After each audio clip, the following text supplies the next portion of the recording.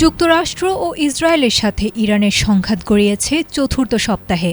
গত এক মাস ধরে মধ্যপ্রাচ্যে চলছে পাল্টাপাল্টি হামলার এক ভয়াবহ অধ্যায়। শুরুতে বড় ধরনের ধাক্কা খেলেও ইরান এখন জবাব দিচ্ছে সমান তালে। দুপক্ষের এই অনড় অবস্থানের কারণে যুদ্ধের রেশ থামার কোনো লক্ষণই দেখা যাচ্ছে না।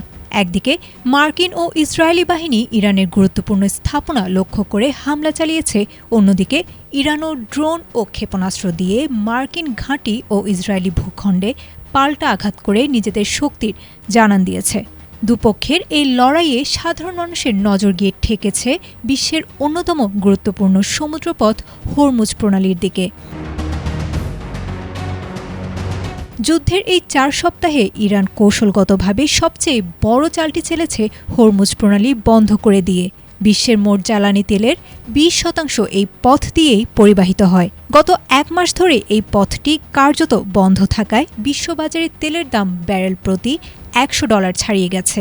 মজার বিষয় হলো, যুদ্ধের মধ্যেও এই পরিস্থিতিকে অর্থনৈতিকভাবে নিজের পক্ষে কাজে লাগাচ্ছে তেহরান। প্রতিদিন তেল বিক্রি এবং এই পথে যাতায়াতকারী জাহাজ থেকে টোল আদায় করে ইরানের আয় হচ্ছে প্রায় $141 মিলিয়ন।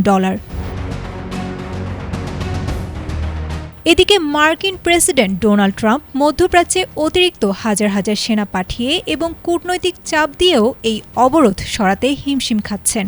বিশ্লেষকরা বলেছেন, ইরানের ভৌগোলিক অবস্থান তাদের সবচেয়ে বড় শক্তি।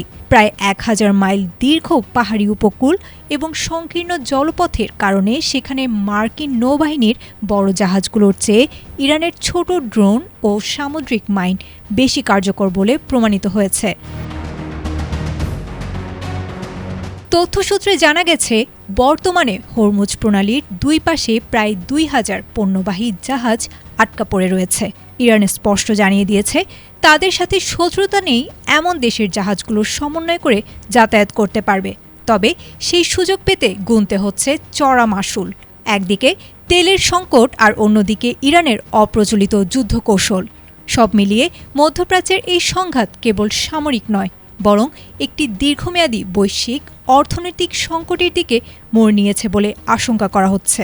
পরিস্থিতি নিয়ন্ত্রণে ট্রাম্প প্রশাসন এখন বিকল্প খুঁজলেও আপাতত বলা যায় সমুদ্রপথের নিয়ন্ত্রণ রয়েছে তেহরানের হাতেই।